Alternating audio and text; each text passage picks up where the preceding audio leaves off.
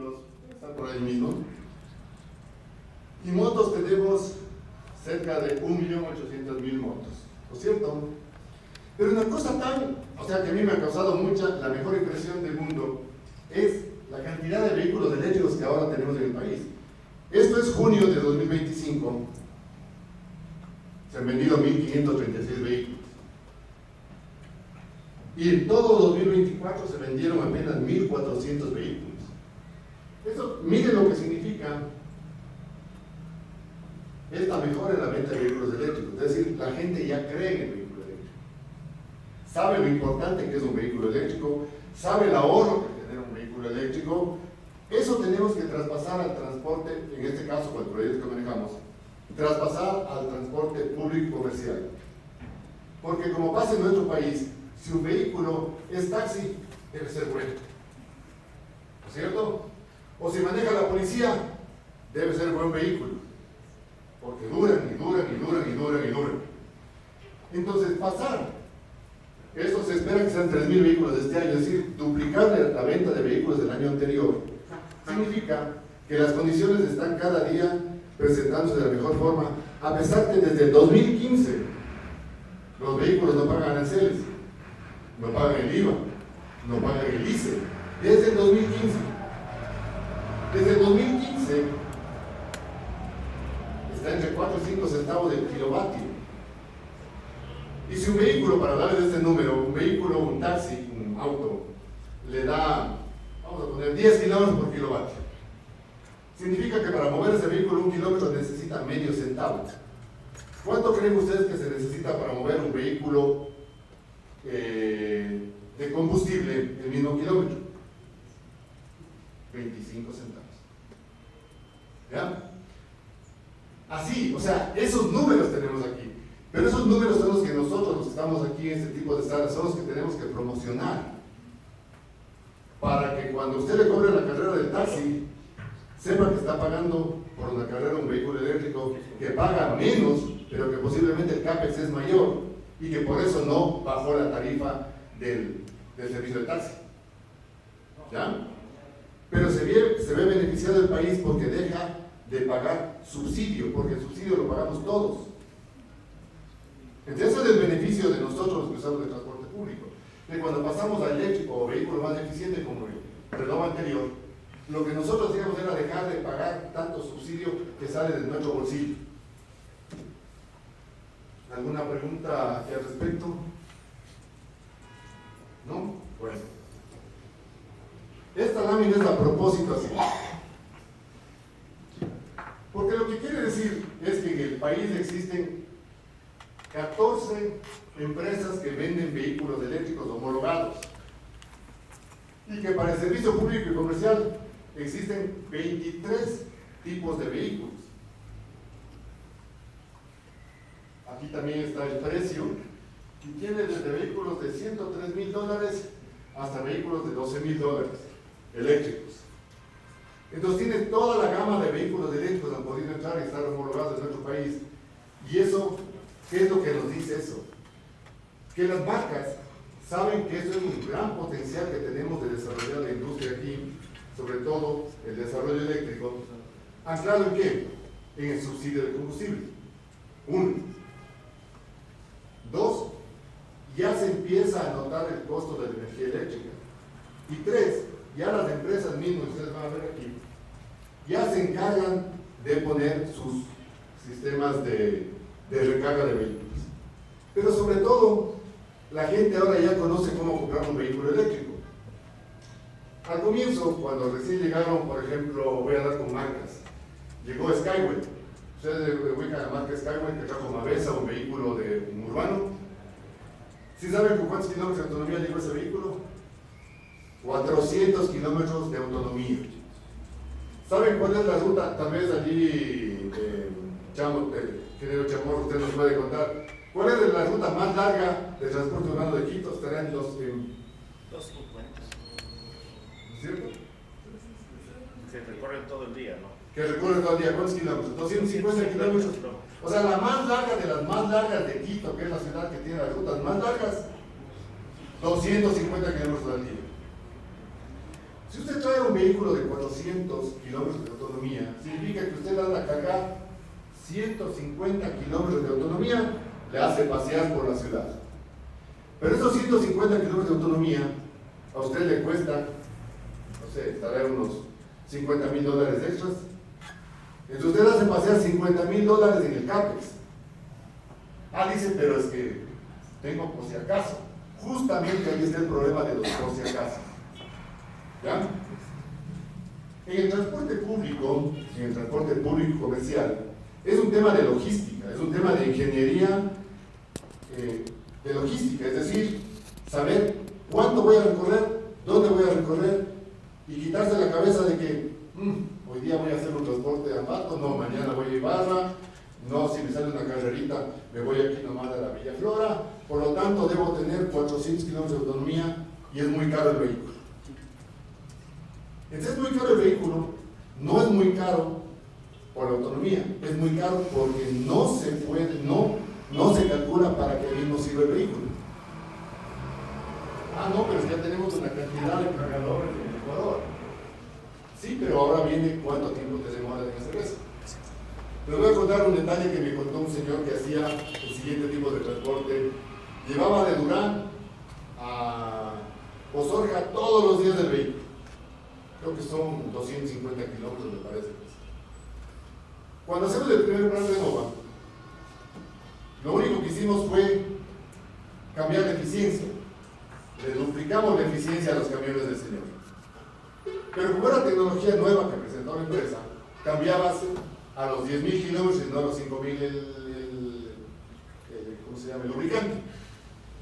Entonces, el señor era el hombre más feliz del mundo porque significaba que solamente tenía que parar la mitad de veces al año por mantenimiento, pero esa mitad de veces al año significaba que iba a ganar más dinero por hacer exactamente el mismo trabajo, porque él sí calculó para qué utilizaba el vehículo. En el caso del vehículo eléctrico es exactamente lo mismo, pero sobre todo cuando está hablando de que le cuesta medio centavo el kilómetro, ¿sí? Versus 25 centavos el kilómetro, no, 2.5 centavos el kilómetro, depende de cuál sea la eficiencia de la batería. Está hablando de costos, y cuando está hablando de costos está hablando de ganancia, y cuando está hablando de ganancia está hablando de capacidad de pagar por el vehículo haciendo el mismo trabajo, porque no se dice si usted tiene un vehículo eléctrico ahora sí se va a la luna. No, lo mismo. El transporte urbano va a seguir haciendo lo mismo o va a cambiar por ser eléctrico. Lo mismo. El taxista va a hacer lo mismo o va a cambiar. El de la camioneta va a hacer lo mismo o va a cambiar. Ojo, en camioneta es más difícil porque allí tú sabes que le va a tocar hacer las montañas, etcétera, etcétera. Pero resulta que la eficiencia de los vehículos también considera eso. El hecho de tener cargadores, acuérdense que aquí dice que hay, esta información dice que había 214 cargadores en todo el país, pero en el país existen 4 millones de cargadores en realidad, porque no están considerando que usted puede cargar en su casa, en el caso de los vehículos livianos, puede cargar en su casa, porque usted puede cargar a 120 voltios o a 220, y esa fue parte de lo que desarrollamos en este proyecto que se llama la regularización del transporte para el uso de la energía. Cuando usted compra un vehículo eléctrico, le da a un transportista un vehículo eléctrico, usted no le puede decir, llévate nomás. Porque hay que saber, para que él no pague 18 centavos de kilovatio, para que él pague 5 centavos de kilovatio, tiene que poder acceder al beneficio de la tarifa subsidiada o de la tarifa especial para vehículos eléctricos, siempre y cuando sea dueño de su medidor. Pero si el señor, no sé, vive con los suegros, ¿qué hago? Entonces, se aplica un documento donde se le permite a él, o es arrendatario, y cuando se es arrendatario, ¿qué es lo que se tiene? Tener la ley de inquilinato. Pero si la gente no está acostumbrada a que se alquila, el medidor tiene que estar a mi nombre porque yo pago mi energía eléctrica, ¿sí? Es parte de la regularización, ahora sí, regularización del uso de la energía, porque es la única forma en la que va a sentirse beneficiado, porque de lo contrario, si le cuesta lo mismo el kilómetro, porque toca pagar 18, 20, 25 centavos de kilovatio, a que pague 5, es porque no ha regularizado. Entonces, cuando nos dicen, Fabián, es que estás poniendo trabas. No, señores. Eso nos pasó cuando hicimos el proyecto de cocinas de inducción, porque allí se empezó con la tarifa subsidiada. Y allí se notó que la gente vivía 10 familias con un solo medidor. ¿A quién le das el beneficio? Aquí en el taxi, en la camioneta, y cuando pasas a los buses, todavía es más crítico. ¿Qué pasa con los buses y las camionetas? Si bien esos son estaciones, sí. Yo me acuerdo todavía de la empresa Trans, no era Translatinos, pues era otra empresa, donde dice el señor, ingeniero, tengo el pacto de maniobras para mis vehículos eléctricos perfecto. Estaba por el Beaterio. ¿Cuántos metros tiene? No sé, 1000 metros, no sé, por allí. Y le hago la pregunta siguiente: ¿es industrial o es residencial? Espérese, veo, residencial. Ya no podía poner ahí los cargadores de vehículos eléctricos.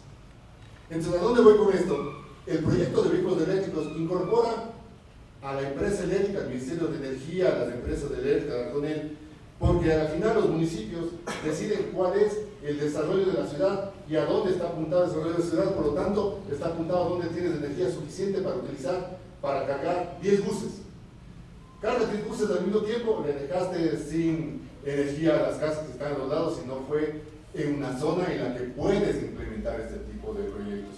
Por lo tanto, cuando estás hablando de cargar 20 camionetas, lo que quiera que sea, tiene que haber un proyecto de energía que tiene que ser aprobado por la empresa eléctrica, para que la empresa eléctrica, con esa aprobación, le diga si puede instalar, por lo tanto, si puede chatarrizar las 20 camionetas de diésel y meter 20 camionetas eléctricas.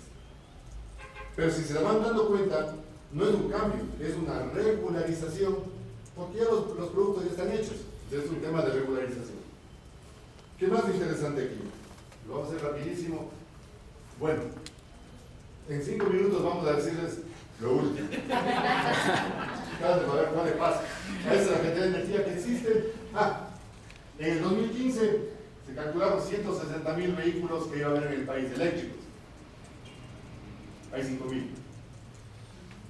Es que no va a haber energía, se va a acabar. No, señores, aquí está lo que se ha construido, entonces hay energía. O sea, no carguemos los celulares porque se fue la luz. Veamos cuándo hay luz para cargar los celulares. O preveamos el tema. Aquí es un poco el tema de subsidios. Estos eran 3.000 millones de dólares para subsidios. Este proyecto es de apenas 3 millones de dólares. Y con 3 millones de dólares vamos a ahorrar al Estado 29 millones.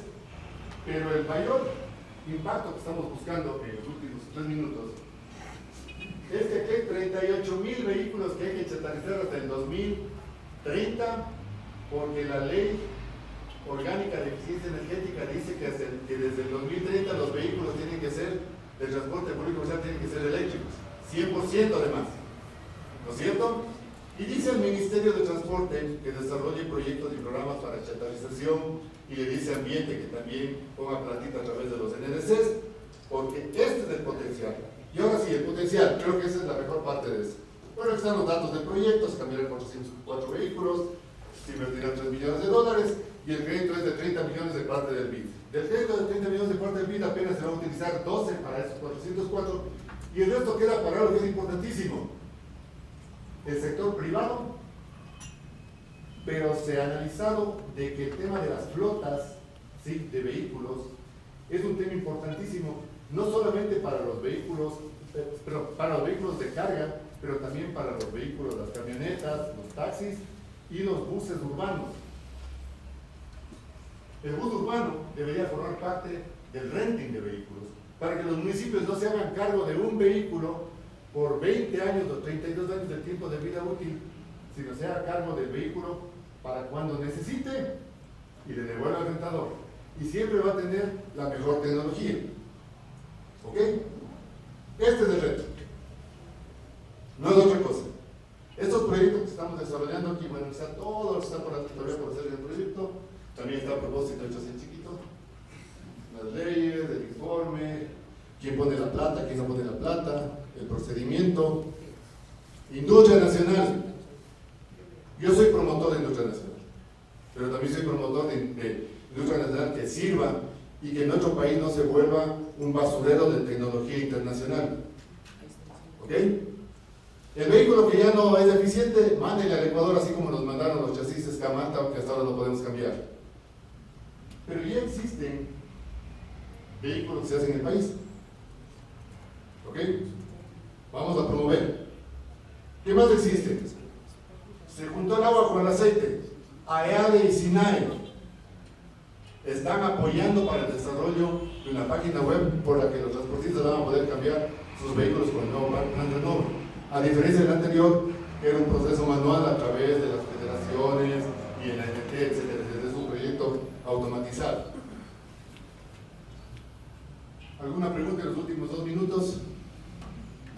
Por favor, señor. Buenos días con todos. Yo tengo una incertidumbre y al mismo tiempo una... Por favor. Gracias. Buenos días con todos. Yo tengo una pregunta y al mismo tiempo una aportación. ¿Cuál es el motivo en el cual se está haciendo la consistencia de seguir utilizando el tema de los sistemas eléctricos cuando en realidad no existe la eficiencia? ¿En qué sentido? Está sobre el tema eléctrico el sistema de hidrógeno que está superando el tema del sistema eléctrico. Y otra de las cosas, si se quiere apuntar a esto de la eficiencia, deberíamos apuntar a que los vehículos sean autorrecargables. Porque el momento que no son autorrecargables se convierte en un problema. Tiempos de carga, tiempos de ejecución, qué kilometraje, y se convierte en un vehículo que simplemente tiene una ruta o un espacio hasta donde puede circular. De ahí nomás tiene que esperar una recarga, un tiempo de recarga y un poco de cosas que son negativas. Es mi pregunta. Está bien. Muchísimas gracias. Es importante lo que acaba de qué institución eres tú, por favor. Del trole. Del trole. Ah, ya, muy bien. Perfecto. A ver. Todas las tecnologías tienen que madurar en algún momento. Y la maduración depende de los volúmenes que se puedan generar de vehículos que se puedan comprar. La ley dice por vehículos cero emisiones. Habla así, inclusive cero emisiones. Cero emisiones es eléctrico o será tal vez de hidrógeno. Pero si el hidrógeno está manejado por Japón específicamente y el resto de vehículos o de transporte a nivel mundial sigue la modalidad eléctrica, creo que habrá su momento en el que se cambie. Además, los vehículos eléctricos, nosotros empezamos en el 2015 a promocionar aquí, y ustedes vieron cómo se movió la aguja del 2015 para acá, y ahora más bien empieza a funcionar. Yo creo que es un tema de la madurez de la tecnología y del costo de la introducción de esa tecnología en los mercados, ¿sí? Y los costos tienen que ver con algo que es básico, la seguridad de esos sistemas para el uso público, para el uso masivo, ¿sí? Porque si un vehículo de hidrógeno sirve para hacer, ahora va a correr el Mundial de Rallys, un vehículo de hidrógeno seguramente de Toyota, que debe costar unos 5 o 6 millones de dólares de desarrollo, para que cueste lo que vale un vehículo eléctrico, un vehículo de combustión, pasarán algunos años, pero no podemos esperar ese desarrollo para que bajen los costos. Ya nos pasó con la movilidad eléctrica nosotros aquí. Cuando empezaron aquí los buses eléctricos, pregúntele al Skywall de 400 kilómetros de autonomía, cuánto costaba en su momento. Y este rato, si ustedes revisan la página web de CETCO, la compra de buses eléctricos de 9 metros que hizo San Borondón, los vehículos terminaron en la puja en $120,000. Eléctricos, con 250 kilómetros de autonomía. ¿Cuánto vale un bus urbano de 12 metros? De 10. A ver, ¿quién sabe? ¿Cuánto? 135. Ya. 12 metros, diésel, $135,000. Eléctricos, 9 metros, está en $120,000. ¿Con cuánto empezaron esos vehículos de entrar al país? $400,000. O si no, pregúntenle al trole, ¿cuánto le ofrecieron los primeros buses, los trolebuses eléctricos, cuando hicieron la consultoría? Costaban 600, 800, 900, $1,200,000 cada uno. ¿En cuánto terminaron comprando? Sí, $300,000. Ya. Ese es un tema para responder a usted, es un tema básicamente de la madurez y de los costos que implique y generar la seguridad suficiente para que pueda estar circulando por la calle un vehículo, sea cual sea. También teníamos el gas licuado de petróleo, anda la gente con el GLP, los taxis de Guayaquil tienen GLP, pero si son inseguros, la gente no los va a comprar simplemente.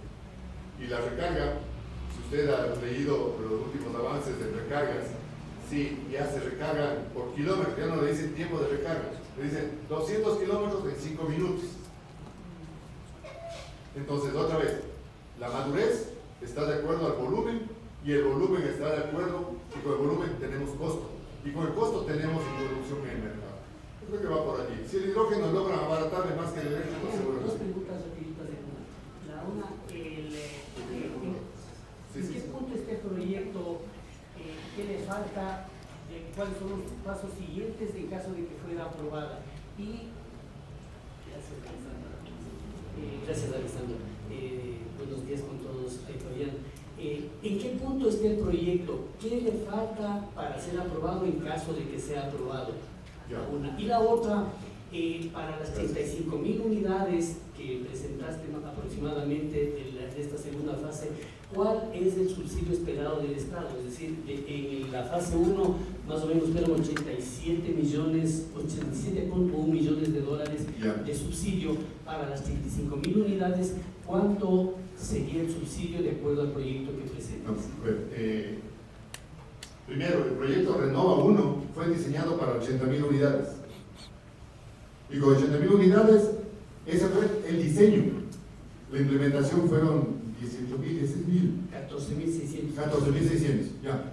El fondo había suficiente para las 80.000, pero no había las capacidades de desarrollo del proyecto porque no lograba en su momento el ministerio tener los fondos suficientes o el flujo de fondos. Primera cosa. Segundo, este proyecto en qué fase está? Fue aprobado por CEPLADES, Ministerio de Economía. Este lado simplemente está en la negociación con la FIT y CFN para el costo del dinero, considerando que el Banco del Estado está dando 9.5%. Se espera que este proyecto, con fondos que vienen al 1%, no pase del 8%. Y esa es la negociación en la que se encuentra este dato para la implementación. Y tercero, cuando hablamos de los 34.000, el Ministerio de Transporte y Obras Públicas, por primera vez, presentó un proyecto NDC para la renovación de los 34.000 vehículos por 1.600 millones de dólares en fondo de crédito. Y el Estado tenía una contraparte de cerca de 600 millones, me parece, siempre y cuando se logre el crédito de 1.600 millones. Entonces es un proyecto a más largo plazo, entre comillas, porque estamos a la vuelta del 2030. ¿Sí? Eso es, muchas gracias, señores. Perdón, Sebastián, tú querías preguntar algo. No, que quería complementarte. Gracias, Fabián. Solo complementar lo que estabas diciendo sobre el despliegue de tecnología en cuanto a diferentes tecnologías de bajas o ceros de emisiones. Y también mencionar que una de las cosas que también se ha visto últimamente es un crecimiento muy rápido de vehículos híbridos en el mercado. Actualmente, justamente allá decía que el 13% de los vehículos que se ven en el país actualmente son electrificados. ¿Ahora qué significa electrificados? Es una forma de decir que son más eficientes porque todavía consumen el 10% de esos vehículos electrificados, siguen consumiendo combustible. Entonces, esos vehículos son más eficientes obviamente que los vehículos de combustión interna tradicionales que tenemos, pero en cuanto a eficiencia, es decir, kilómetro por cantidad de energía, no hay ninguna tecnología que supere las baterías. Entonces eso está muy muy claro, es la razón también por la cual los vehículos de celda de combustible han tenido mucho más de dificultad para competir también con ese mercado. Y también entender que cuando hablamos de tecnologías de hidrógeno tienes también un complemento con la infraestructura. Y la infraestructura de carga no es fácil, es algo muy complejo, ni hablar de tener acceso a hidrógeno negro. En el contexto de la revolución de Ecuador, creo que podría seguir hablando y de verdad les sigue transmitiendo a todos y la participación fue increíble. Gracias. Segundo que nada, perdón todos, mi módulo de batería de 25 kilos se me quedó en la casa allá en Chile, así que no podemos hacer el ejercicio de que vean ustedes lo que es levantar un módulo, moverlo y Y bueno, también tendríamos que hacer FP específicas, ¿no? Como guantes y bueno, diferentes elementos aislados. Así que, para partir con mi presentación, lo que quiero que ustedes... Lo que quiero principalmente que ustedes se lleven de esta presentación es que hay un desafío relevante, pero que Ecuador lo hace bastante bien. Que ya tienen experiencia, tienen know-how, han realizado planes exitosos de chatarrización. Eso no quiere decir que no se pueda seguir avanzando, pero que es una oportunidad y que en verdad ya tienen experiencia para presionar y para mejorar los procesos actuales. Porfa. Muchas gracias. Primero, creo que Fabián es el único que no ha estado acá. No sé si hay me parece que son 3 o 4 personas que no han estado acá en los talleres anteriores. Entonces, para darle una idea de lo que es el Centro de Movilidad Sostenible, nosotros tratamos de descarbonizar el transporte. Perdón, hablo rápido generalmente, soy de Chile. Así que si es que quieren que hable un poquito más lento, feliz, me dicen, oye, Estefano, habla más lento y no hay problema.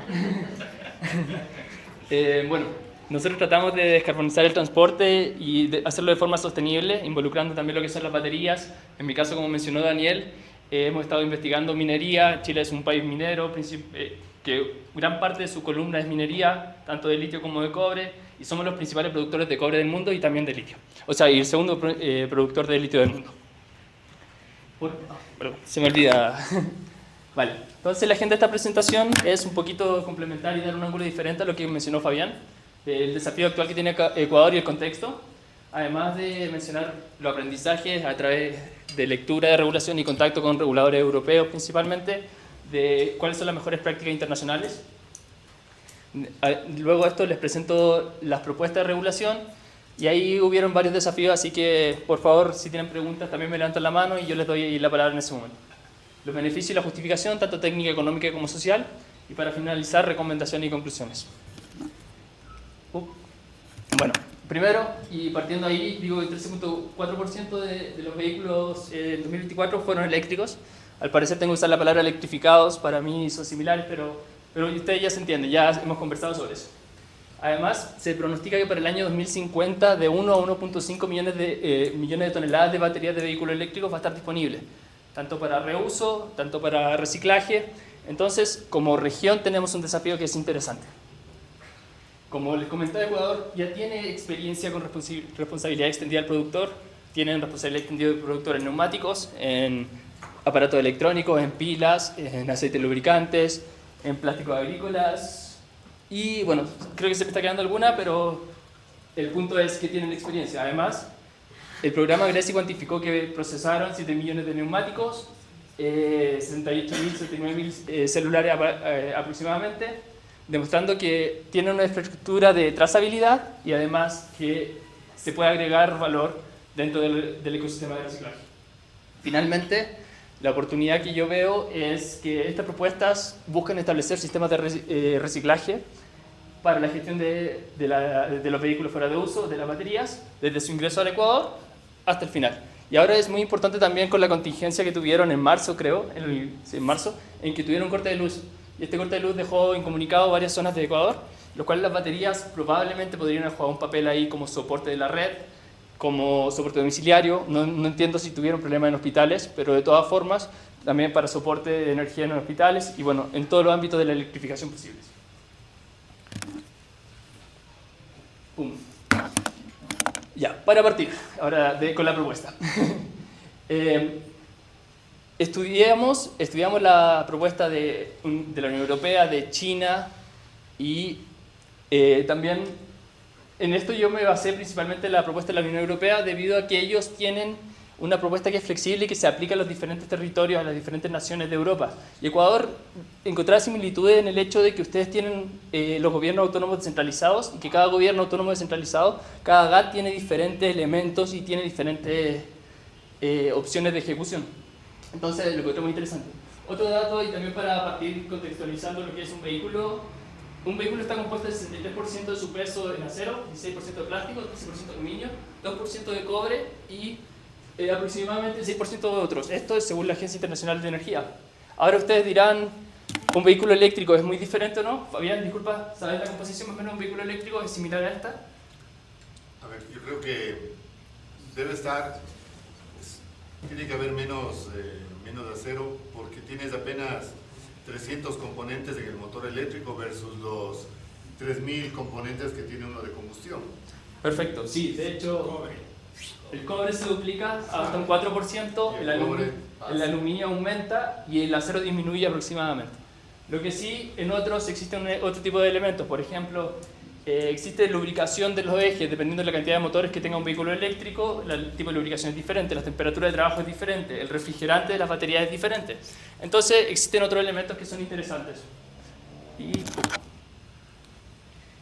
todas las regulaciones que estudié se concentraron en tres ejes. Primero, metas de recuperación. China estableció metas de recuperación, la Unión Europea estableció metas de recuperación y Estados Unidos, perdón, no lo mencioné también, Estados Unidos no estableció metas de recuperación.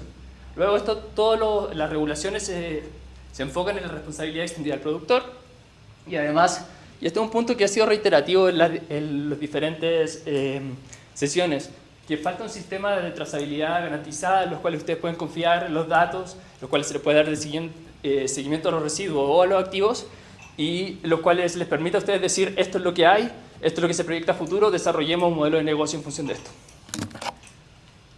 Entonces ahora, como le iba diciendo, es un resumen de las regulaciones en los cuales la Unión Europea cuenta con diseño ecológico. Esto es muy importante para el tema de chatarrización porque permite un desarme simple.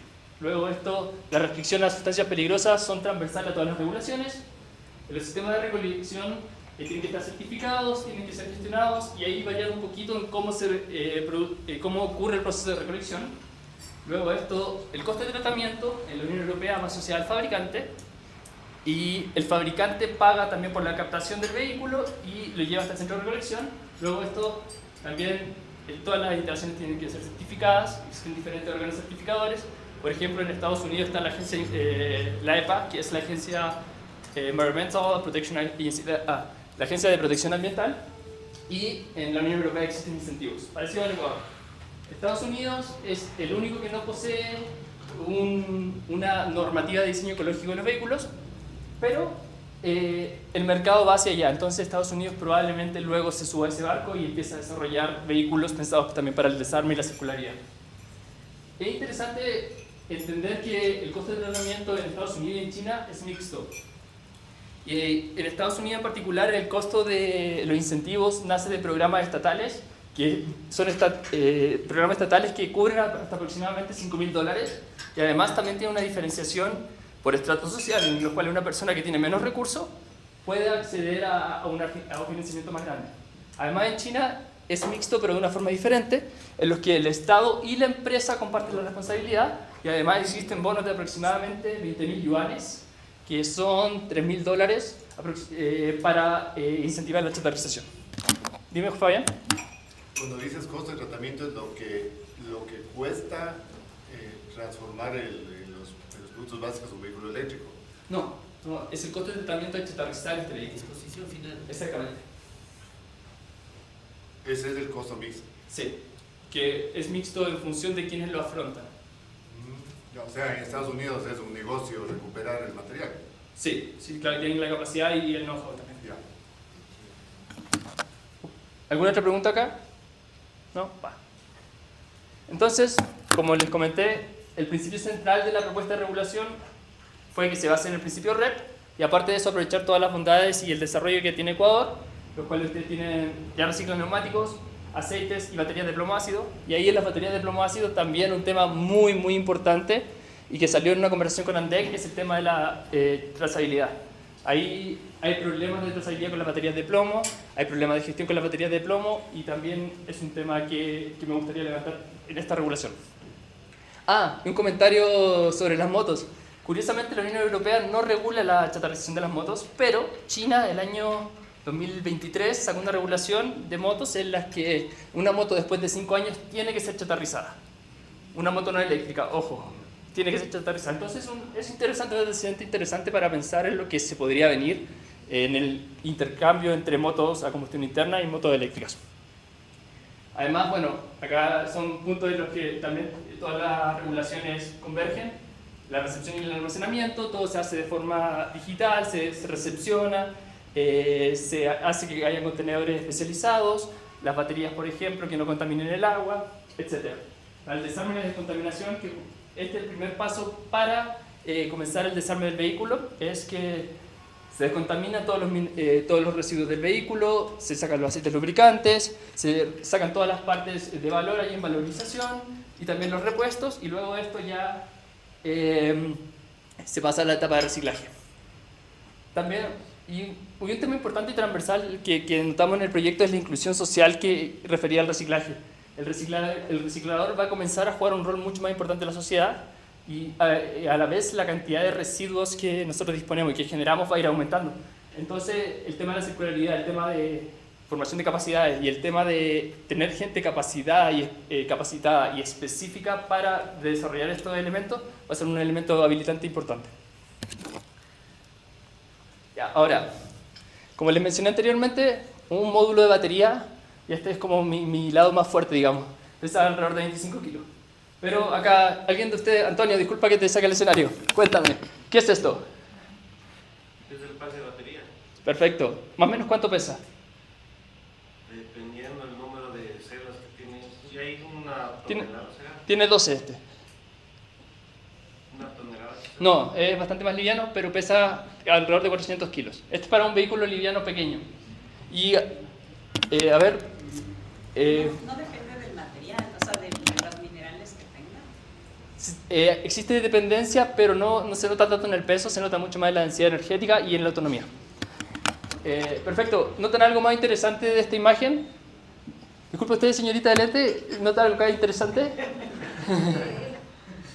Justo estoy tratando de acabarle de entender a la imagen. Perfecto, si quieres te ayudo, mira. Esta batería del vehículo eléctrico va en la parte inferior del vehículo, se inserta y va acoplado al chasis. Entonces tienes toda la batería del vehículo eléctrico en la parte inferior, y luego tienes la estructura del vehículo, pasajeros y después cierras el auto.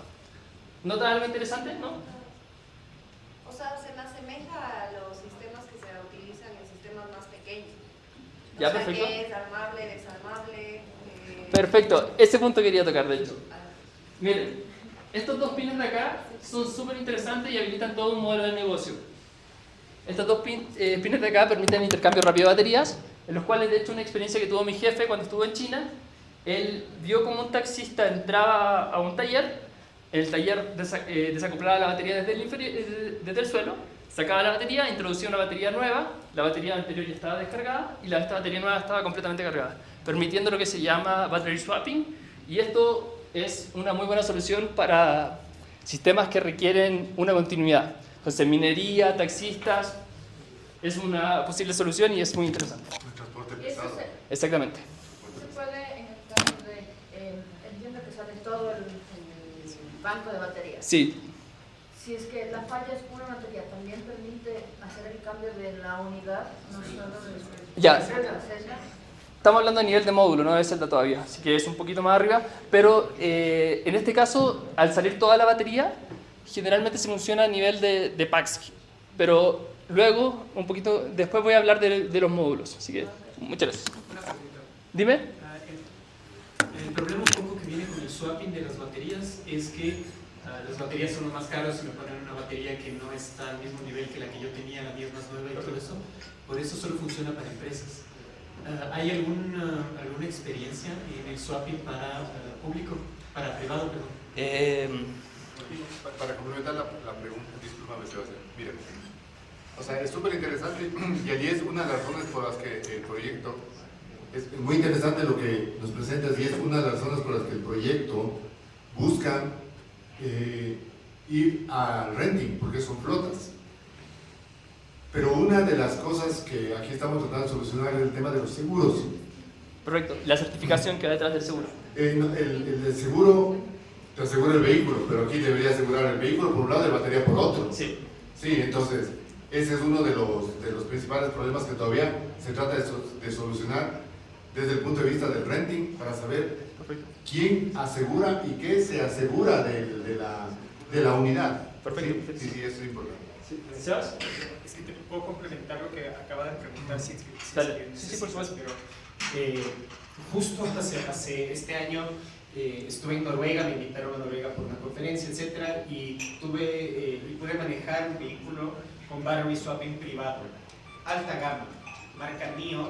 Ellos tienen estaciones de battery swapping en diferentes partes de la ciudad, en general en las partes externas, y luego cambia el modelo de negocios por completo. Tú no eres dueño de la batería, ellos aseguran, cambia el modelo de negocios. Son para vehículos, en el caso de Vega es para vehículos de muy alta gama. En China está mucho más desplegado estos diferentes aspectos. Son oportunidades, ¿no? Son oportunidades, van a haber segmentos donde quizás tú dices, oye, sí, aquí podría funcionar, pero también a medida que avanza la infraestructura de carga, se vuelve menos atractivo quizás, porque a medida que esto va avanzando y también la capacidad de carga que tienen las baterías, esos tiempos no demoran tanto. Y solo para que tenga un video súper chistoso, porque yo entro con el auto, después el auto comienza a manejar solo, se entra al battery swapping, pero era en una estación de Shell. Entonces mientras yo hacía eso, yo veía como el carro al frente cargaba gasolina, nos demoramos lo mismo. Entonces de ese punto de vista era súper interesante, pero de nuevo, es modelos complejos. Tú no quieres tener un pack de baterías que te cuesta 30, 40 mil dólares sin ser usado. Entonces también como tener estos repuestos ahí en un lugar donde no estás sacándole el jugo, a la final lo que rentabiliza el vehículo eléctrico es que esté en uso. Entonces esas baterías en un costo así se vuelve algo más de nicho. También respondiendo un poquito a tu duda, Fabián, o no sé si respondiendo, complementando con la experiencia chilena, el tema de certificación de baterías, como tú decías, qué pasa cuando una celda está mala y cómo certifico la calidad de la batería y cómo asigno un valor a eso, es un tema no resuelto en Chile. Y en Brasil he visto modelos de negocio en que se puede testear solamente la batería cuando ya está dentro del vehículo, se testea y luego se le asigna un valor a esta batería en particular, y luego con este certificado que se emite se puede hacer un seguro para la batería, que corre por otra línea diferente a la del seguro del vehículo. Entonces sí, hay mucho de desarrollo, hay mucho que hacer. Otro tema importante, y también mencionaste tú un poquito en tu presentación, es el costo de las baterías, cómo se ha reducido. Desde el 2013 el kilowatt hora de batería valía aproximadamente $800, ahora en China está llegando a $70. Entonces probablemente también eso es un impacto, o sea, va a tener un impacto en la compra de nuevos vehículos, y a futuro probablemente sigan evolucionando. Bueno. Solo una cosa más sobre battery swapping, porque tenemos battery swapping en Chile, por ejemplo, para motos. Entonces, para motos es algo donde ahí también ves que hay potencial de modelo de negocio, y es tal cual, tú vas a una estación, cambias la batería, le pones y tienes la opción de comprar el vehículo sin la batería, con la batería, con dos baterías, entonces ahí tienes también algunas cosas. Los costos son súper diferentes del 100%. Y de hecho una batería de electromovilidad puede ser obtenida de un pack de baterías de un vehículo, y es lo que se está haciendo en Colombia. Claro, cuando ya reducen la vida útil. 100%, sí. Ya. Ahora, esto, según algunas cosas que escuché en presentaciones también de los días anteriores, me gustaría que darle estos indicios y estas como parámetros para que ustedes puedan entender mejor el ecosistema de la batería. Primero, la batería, existen dos tipos de baterías predominantes en el mercado. Una es litio hierro fosfato, que es la que mayormente está producida por China, y otra es NCM o NMC, que es níquel, magnesio, cobalto. Generalmente se usa en vehículos premium y tiene más rango, pero es menos insegura. Las baterías tienen un punto de fuga térmica, que es el punto en cual en el momento en que se calientan las baterías se puede prender fuego. En particular la del litio y hierro fosfatos tiene un punto de fuga térmica más alto, alrededor de 270 grados, pero la NMC es inferior. Y de hecho, una anécdota de una colega de Corea del Sur, ella me comentó que a los vehículos eléctricos en Corea del Sur les llamaban ataúd de fuego. Entonces, eso también habla del tipo de baterías, y la seguridad ha ido mejorando desde ese momento, por supuesto, pero es algo a considerar. Otro tema también es la durabilidad. Las baterías de litio y hierro fosfato tienen mucho mayor número de ciclos disponibles que la NMC, pero la NMC compensa en la autonomía y el rango. Tiene mayor rango, por lo que... Y de hecho eso es entre comillas, porque en una presentación de CATL, que es el fabricante más grande de baterías del mundo, ellos mencionaron que están llegando a autonomía de 600 kilómetros con una batería de litio y hierro fosfato, por lo que la autonomía también varía, y ahí para todo el tema de transporte pesado, transporte público, es súper interesante. Y otro tema que también a mí me produce mucho ruido es el tema de la carga. La carga en sí afecta la degradación de la batería, es cierto, pero hay baterías que se ven más afectadas que otras. La NMC en particular no se ve tan afectada por la carga rápida, Y esto, un ejemplo muy bueno de esto es un Hyundai Ioniq 5, que en Corea del Sur llegó a andar cerca de 580.000 kilómetros en 3 años y que tuvo una degradación de un 13% de la batería, o sea, una degradación nula. Y ahora un ejemplo más cercano, perdón por ser referente en Chile, pero un Yutong que partió andando en 2017 alcanzó, bueno, todavía tiene sus baterías originales y alcanzó a recorrer 380.000 kilómetros con una batería de litio hierro fosfato en 2017 menos 2025 en 8 años. Entonces esto también hace referencia a que la durabilidad de las baterías ha cambiado, que la refrigeración está mejorando, que si bien la batería se ve afectada por temas térmicos, también es importante cómo se carga, pero no es un factor determinante. ¿Alguna duda acá? Vale. Qué bueno que tengan todo claro. Perfecto. Aquí también es 2 distribuciones típicas de baterías. Esta es una batería cilíndrica, las cuales se parecen mucho a las pilas que utilizamos, el cual tiene una capa de material catódico, un separador, un ánodo y después el electrolito que se mueve y permea en la capa de la batería. Aquí hay una celda prismática, que esta es la que estaba dentro de las baterías anteriores que mostré, las cuales usa una organización tipo pouch, que son como láminas de zigzag que se encuentran dentro de la batería y van apiladas de forma horizontal. Disculpa, Dime. ¿prismática es la estándar en los vehículos? No. ¿O el 90% de los vehículos son prismáticos? No diría eso. Diría que es una mezcla entre ambos.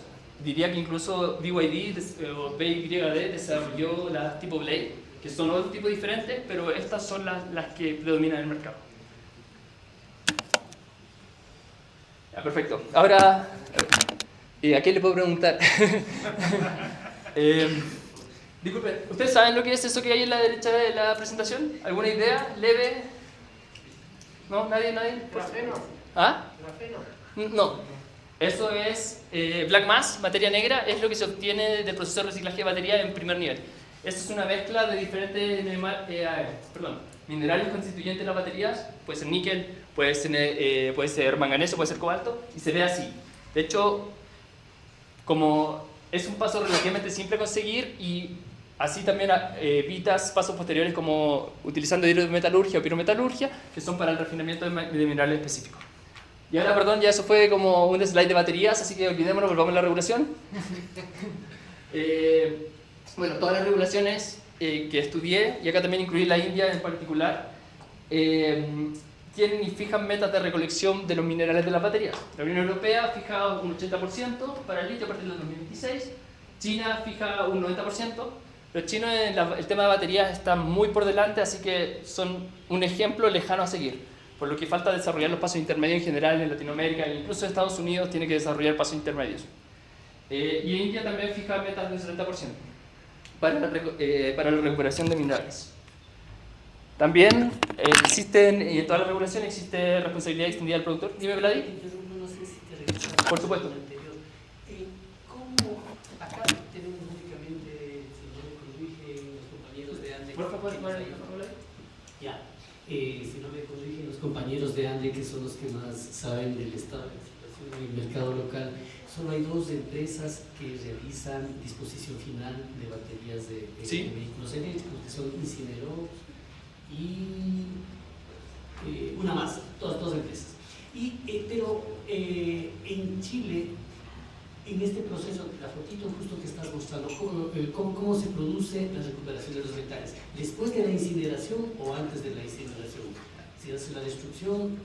¿Te puedo contestar de una forma general o puedo esperar, Mejor general, sí. O puedo esperar a que le pregunte a un experto que va a hablar de eso en el siguiente bloque? Porque es un experto que desarrolló el proceso de serie de reciclaje de baterías en Chile y él te puede contar todo en detalle. Sí, luego tienes más extenso. Perfecto. Sí, que también estamos un poquito apretados en tiempo, entonces. Muchas gracias, Vladi. Bueno, la trazabilidad de nuevo sale a jugar, es un tema muy importante y en particular en las baterías, para habilitar el reciclaje es muy importante entender que se está reciclando. Entonces, dentro de la trazabilidad de las baterías se ha propuesto lo que es un pasaporte de baterías y además China tiene una plataforma de gestión de trazabilidad, los cuales todos los datos de la batería se suben ahí y se estudia y se dice esta batería puede ser procesada por tal empresa y con esto también es más expedito y más simple el proceso general.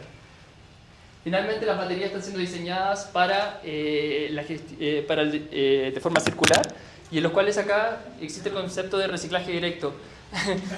Deme un segundo, termino la idea y le doy la palabra.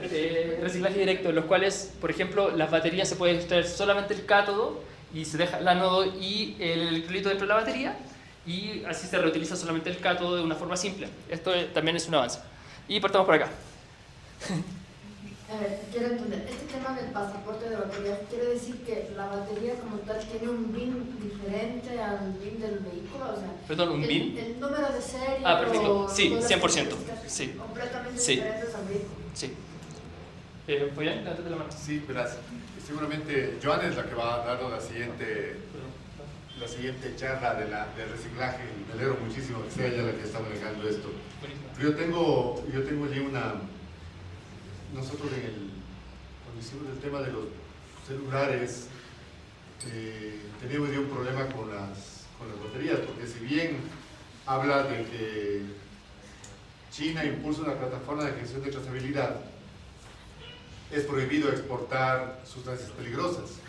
Y la batería es una sustancia peligrosa. Entonces, si yo tengo aquí 5.000 vehículos, en 10 años los exporta, tengo que exportar las baterías, no podría. Entonces debería estar BYD aquí montando una planta para recuperar. Por decir una marca simplemente, ¿no? A ver, no podría, creo que esa es la realidad actual que tenemos. Los volúmenes. Pero el Convenio de Basilea, que es lo que rige esto, establece en sus lineamientos que uno tiene que exportar la batería o exportar el elemento peligroso para darle circularidad dentro de las posibilidades del país, y luego, en caso de que un país cercano tenga estas posibilidades de reciclaje, se envía a ese país. Por lo que en Chile también estamos teniendo un problema con el Ministerio de Salud, principalmente por el tema de fuegos y peligrosidad de las baterías. Pero yo creo que la regulación va a avanzar a que haya un mercado de cierta forma de movimiento de baterías internacionales. Sí. En Europa, de hecho, se llega hasta la etapa de masa negra, y luego esto se envía a China, en Estados Unidos. Hay avances diferentes en los cuales se le da segunda vida. En China también se hace, pero en Estados Unidos es más incipiente eso. Pero eso te lleva a que en vez de llegar a masa negra, hagas una reutilización y no necesariamente un reciclaje. Perfecto, sí. O sea, apuntas a eso, por las regulaciones ambientales deben estar apuntadas a la regulación, a reutilización, como sistemas de almacenamiento de energía, por ejemplo, 100%. y no promover de la cuna a la tumba al tener masa negra. Sí, pero ese concepto de la cuna a la tumba es complejo, porque hay veces que el país se va a ver más beneficiado por desarrollar la segunda vida versus el reciclaje. Y también, como las baterías están durando más, en el momento de implementar una batería en segunda vida, puedes darle 15 o 20 años más de uso a una batería. Por lo que hay que ir caso a caso y entendiendo las necesidades de cada país. ¿Sí? Dime, Paula. Sí, ahí, ahí entiendo también que entra lo que tú mencionas, o sea, política pública, 100%. Y está involucrado el tema del Ministerio de Ambiente. Y creo que por regularización, ahí sí más bien me corrige alguien que esté de Ambiente, pero está dispuesto que por el Ministerio de Ambiente aquí en Ecuador está por norma que el fabricante o la marca que tenga la disposición es el encargado de llevarse la batería, y eso está por condición aquí en Ecuador. Entonces, si uno adquiere un vehículo por poner una marca, BYD, es responsabilidad de la marca llevarse esa batería, o sea, sacarla del país y llevársela. Perfecto. Estefano, aquí en Ecuador. Solo para complementar algo que mencionabas, que creo que es súper importante del pasaporte de baterías, es que habilita más información al usuario. Porque, por ejemplo, en Chile nos pasa que no podemos saber la química de la batería, y como comentó antes Estefano, es algo que aporta mucho al saber cómo va a afectar la carga rápida, por ejemplo, la química de mi batería, si es LFP, si es NMC, no lo encontramos eso en las fichas técnicas del vehículo. Los mismos fabricantes, o sea, las mismas marcas no te entregan esa información, entonces el usuario va a estar pensando que definitivamente la carga rápida es algo negativo para su vehículo, cuando no necesariamente es así. No sé si contestarte algo, creo que era un complemento a lo que estabas mencionando, ¿no? ¿No? Perfecto. Vale. Y bueno, este es un resumen nuevamente un poquito de lo que hemos hablado, los cuales acá hay un punto interesante que se está tocando ahora, que es el tema de la segunda vida. Y la regulación europea no dice que hay que hacer, no que hay que ejecutar la segunda vía, lo que dice y promueve es el entorno de segunda vía. Entonces, de nuevo, creo que la flexibilidad de la Unión Europea, la regulación de la Unión Europea la caracteriza, y al tener diferentes ecosistemas de países, es relevante eso. Ahora Estados Unidos también está haciendo avances respecto a la regulación de baterías, en las cuales, por ejemplo, New Jersey está desarrollando una regulación de responsabilidad extendida del productor, y probablemente se sumen otros. También tienen un gigante tecnológico como Redwood, que lo pueden buscar en internet. De hecho, tiene un video muy bueno en YouTube en que muestran todo el proceso de reciclaje de baterías, por lo que lo recomiendo. Finalmente, India también y China tienen diferentes niveles de avance. Todos tratan de incluir un pasaporte, una caracterización de la batería. Y eso.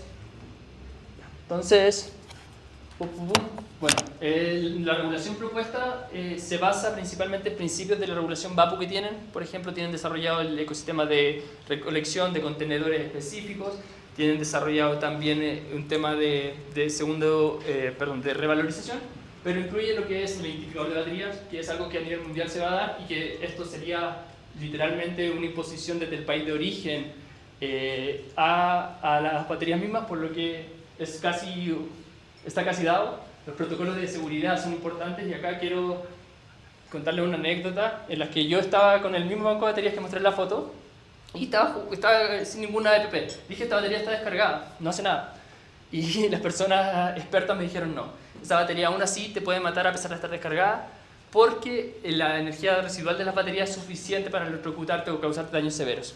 Así que ahí hay un tema de capacitación importante y de mitos o realidades que son importantes tener en mente. Bueno, finalmente yo recomendé de forma principal fijar un 50% de acopio de baterías al año 10º, pero esto es una meta variable y es importante la flexibilidad, porque hay muchas incertidumbres aún en el ecosistema y hay muchos temas que hay que ir resolviendo y que hay que ir aprendiendo. También la tecnología está avanzando a una velocidad tremenda, entonces hay muchos elementos a incorporar en una regulación. La segunda vía no creo que valga la pena mencionarlo porque ya lo hablamos. Y ahí, bueno, se menciona el convenio brasileño. ¿Cómo vamos en tiempo, Dani? Muy bien, ya. Vale.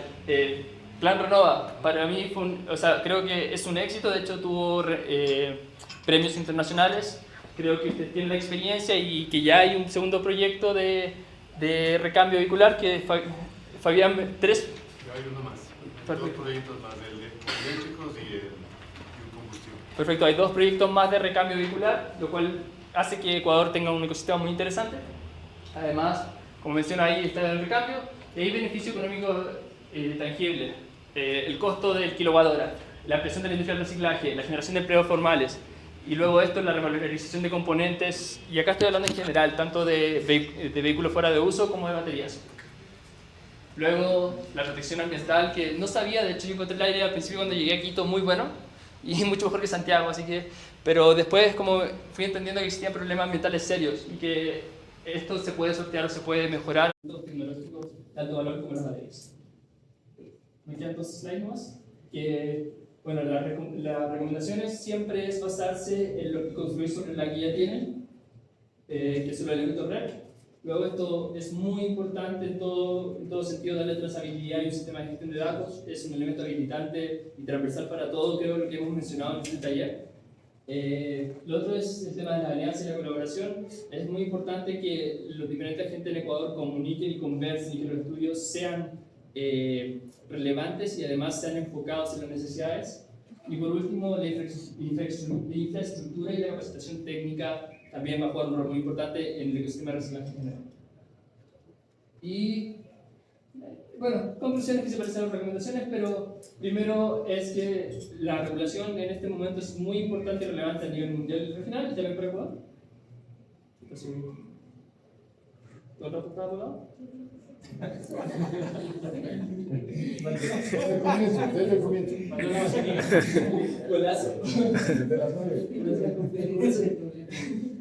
Bueno, no, el otro es la arquitectura red, la armonización con regulación internacional y la trazabilidad son muy importantes, y la creación de incentivos y pilotos que generan experiencias en los cuales se puede construir y fabricar toda esta industria incipiente también es muy relevante. Muchas gracias a todos. No, me estoy copiando todavía de Peter.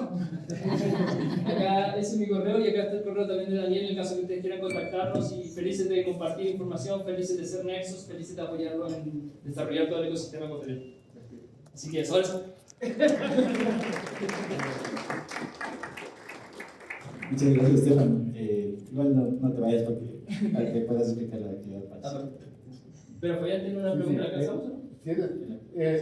Es una pregunta. Quisiera decirles que el día de hoy estoy bastante contenta porque este tipo de espacios, este tipo de debates, los hemos visto a nivel internacional y para nosotros es un orgullo que el día de hoy podamos llevar a cabo este debate, esta discusión aquí en la ciudad de Quito y que contemos con la participación no solamente de panelistas de primer nivel, sino también en la audiencia nos acompañan algunas personas que han sido realmente relevantes para promover políticas de inclusión en el transporte y en la movilidad. Entonces, con eso yo quisiera presentar, hoy vamos a abrir esta sesión con una presentación de Yanina Inostroza, quien es el líder de cooperación regional en el Centro de Movilidad Sostenible.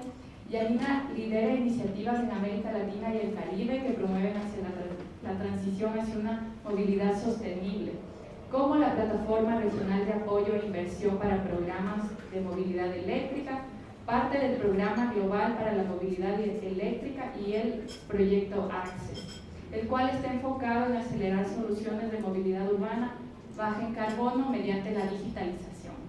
Por favor, Yanina, te damos la palabra.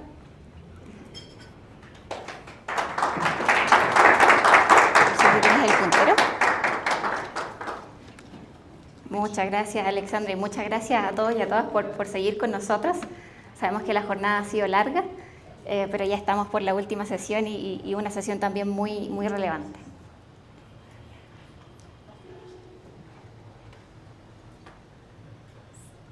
Mi presentación va a servir como antesala para las próximas dos presentaciones que se nos vienen con experiencias prácticas de cómo Chile y Colombia han avanzado en incluir una perspectiva de género en el transporte. Y bueno, acá podemos revisar la agenda. Voy a partir hablando de por qué hablamos de género en movilidad sostenible, cuál es el nexo entre estos dos conceptos. Luego vamos a revisar brevemente cuáles son las brechas de género que tenemos todavía en el transporte en Latinoamérica. Y después voy a presentar algunos casos de éxito de la región, que me parece que son muy destacables. Y voy a cerrar con una reflexión sobre cómo la electromovilidad es una herramienta, creo yo, para cerrar estas brechas de género, tanto en el sector de transporte como de energía.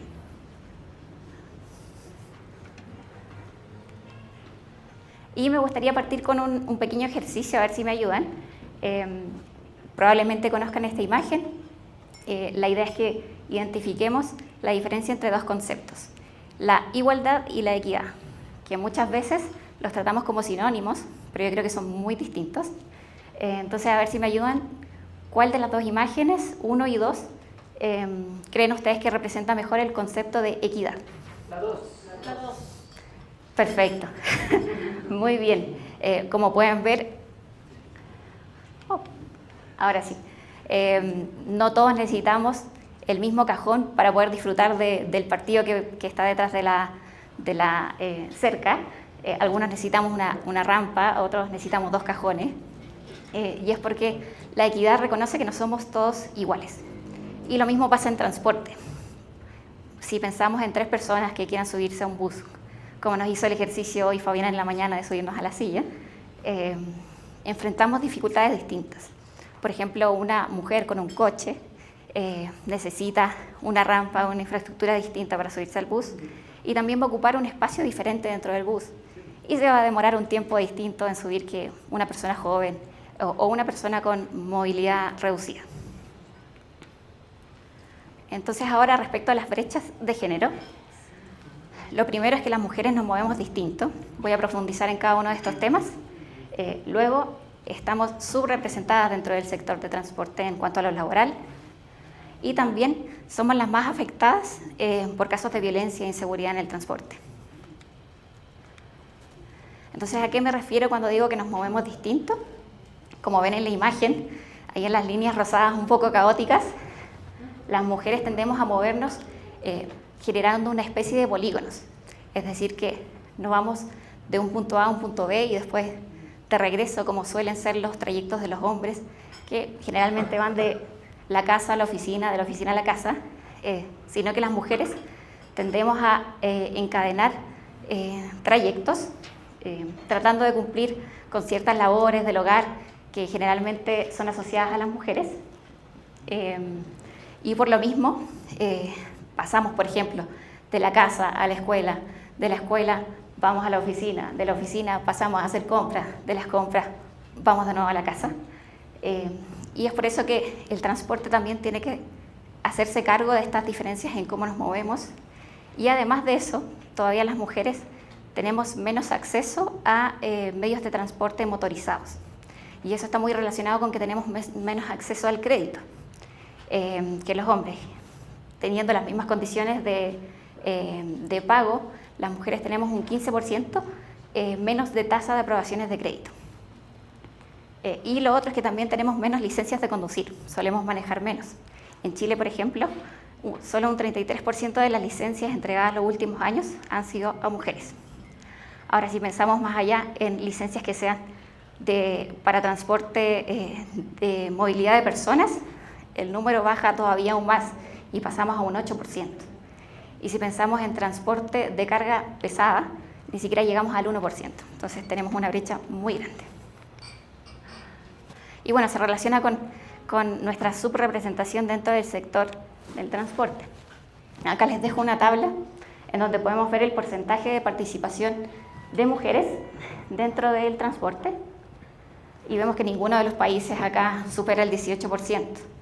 Luego vemos que en Ecuador apenas estamos en un 7.8%. Y ahora más aún, si hacemos un doble clic en las labores que ejecutan estas mujeres que trabajan en el transporte, suelen ser labores administrativas, de limpieza o de atención al público.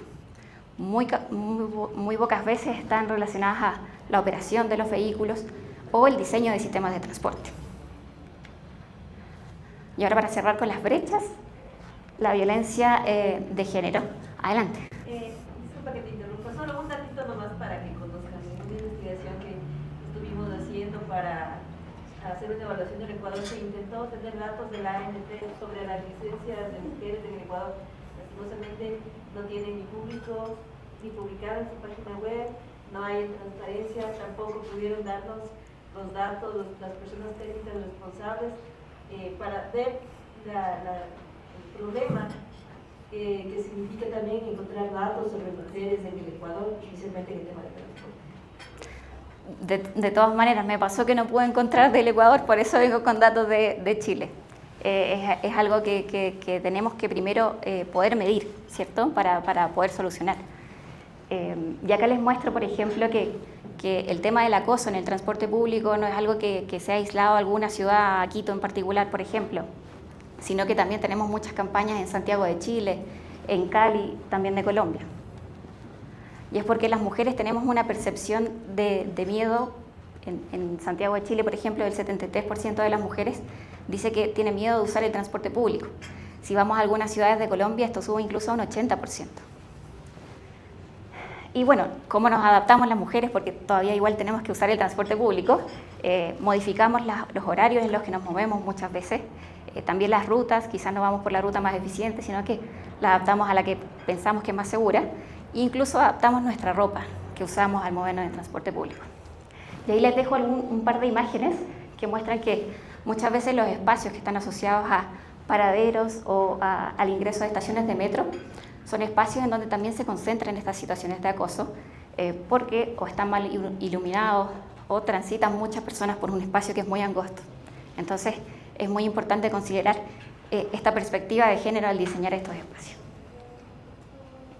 Y ahora, muy brevemente, porque luego vamos a tener presentaciones que profundizan en estos casos de éxito, quería comentarles que en Chile, por ejemplo, aumentó la cantidad de mujeres conductoras gracias a un programa de red. De un 2% pasamos a más de un 10% en 3 años. También estamos implementando paradas seguras para disminuir la violencia de género en el transporte En Colombia se generó una estrategia nacional de movilidad activa con enfoque de género, y quería destacar esto porque muchas veces hablamos de movilidad sostenible, pero no mencionamos la movilidad activa, y yo creo que es quizás la primera estrategia que deberíamos abordar. Y bueno, dentro de esta estrategia además se incluye un sistema de información, seguimiento y evaluación del transporte urbano, donde justamente se incluyen KPIs como casos de violencia de género y mujeres que trabajan en el transporte público. Y para cerrar, un piloto de Argentina que me llamó mucho la atención, porque elaboraron una aplicación que permitía a usuarios y usuarias de taxis escoger el género de la persona que iba a prestarte el servicio.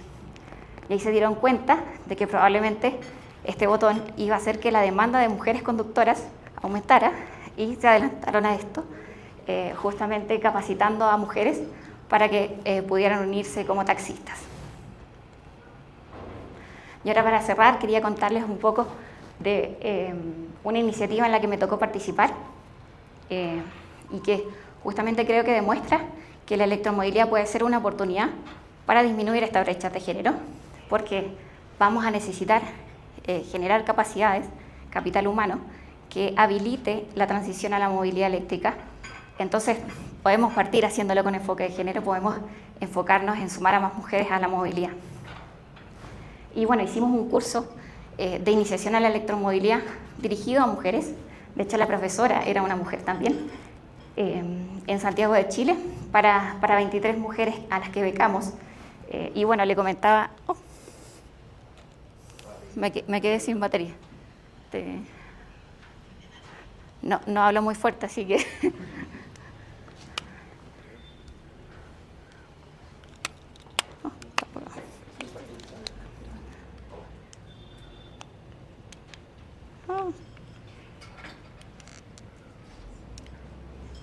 Ahora sí, muchas gracias.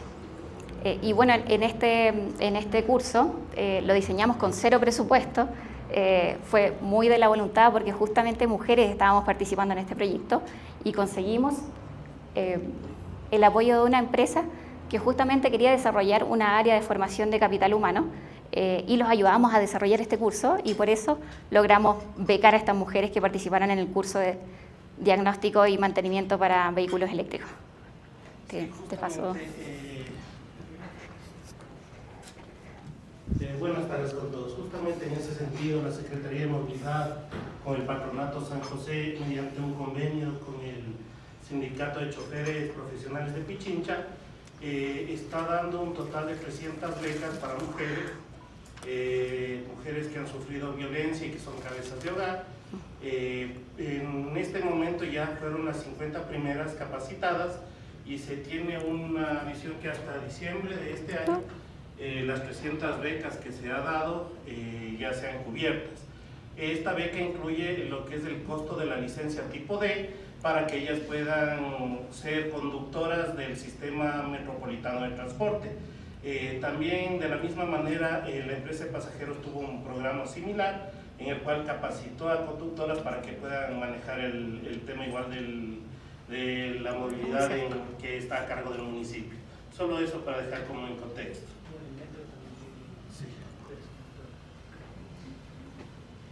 Muchas gracias, qué bueno conocer de estas iniciativas que también se van repitiendo. Y para cerrar, quería solo dejarlos con una frase de Sonia Beltrán, una de las participantes del curso, que nos comentó que las mujeres aportamos habilidades clave para soluciones centradas en las personas. Y es por eso que creo que tenemos que avanzar en una movilidad sostenible que nos incluya a todos y a todas. Muchas gracias.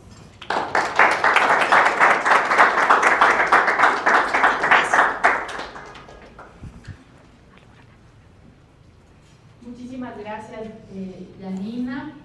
Ahora me gustaría dar paso a la presentación de Paola Tapia, quien nos acompañará de forma virtual. Paola es directora de la Dirección de Transporte Público Metropolitano de Chile. Nos presentará sobre el programa de mujeres conductoras y los avances del Observatorio Latinoamericano de Género y Movilidad. Voy a dar una breve introducción de Paola. No sé si es tan breve, porque Paola tiene una amplia trayectoria en realidad, pero realmente me parece importante destacarla. Paola es abogada de la Pontificia Universidad Católica de Chile, es magíster en Derecho Público y Privado de la Universidad Católica de Valparaíso. Paola también es exministra de Transportes y Telecomunicaciones, siendo la primera mujer en ejercer este cargo en Chile. Desde el 2022 ejerce como directora de Transporte Público Metropolitano en Santiago. También se ha desempeñado como jefa de la División de Estructura y Transportes del Gobierno Regional Metropolitano y vicepresidenta de Tren Central, consejera del Sistema de Empresas Públicas, además de integrar al Consejo de Políticas en Infraestructura, con una amplia trayectoria profesional en diversos cargos de jefatura del Ministerio de Transportes y Telecomunicaciones. Por favor, Paola, te damos la palabra ahora para tu presentación. Te agradecemos muchísimo por acompañarnos el día de hoy. Hola, un gusto saludarla. Espero que estén bien. Gracias por la presentación. Gracias por la invitación a todas las instituciones, tanto presentes como organizadoras. Me habría encantado estar con ustedes en Ecuador. Me imagino que en el futuro habrá oportunidades para ello, porque siempre es bueno poder compartir las experiencias latinoamericanas y a nivel mundial, y creo que en eso tenemos que también ser todos un aporte. Y en ese sentido también decir que no hay recetas, evidentemente, sino solo compartir experiencias buenas y malas también, porque de ellas también se aprende. Así que vamos a dar lugar a la presentación. Yo me he enfocado en los dos temas que me indicaron, que por una parte el programa de mujeres conductoras y por otra parte el Observatorio de Género y Movilidad, que es una iniciativa que ya lleva 3 años de existencia, que surgió en Santiago de Chile, pero que evidentemente invitó a Latinoamérica también a ser parte de ella. Si avanzamos a la primera lámina que está disponible, podemos mencionar que las líneas de trabajo en las cuales hemos trabajado estos 3 años y medio casi de administración son 4. El Directorio de Transporte Público es quien tiene a su cargo el sistema Red Movilidad.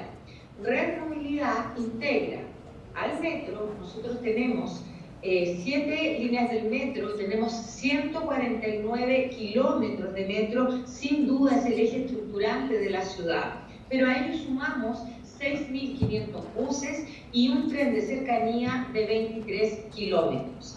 En total podemos tener una población beneficiaria que supera los 7 millones de habitantes. Actualmente estamos en 5 millones de transacciones diarias en este sistema Red Movilidad.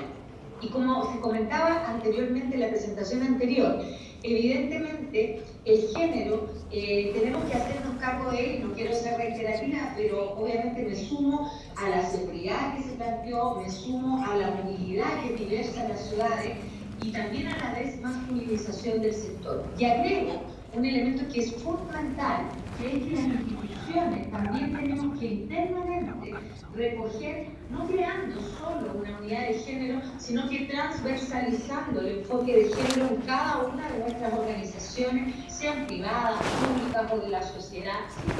Por esa razón, el género y las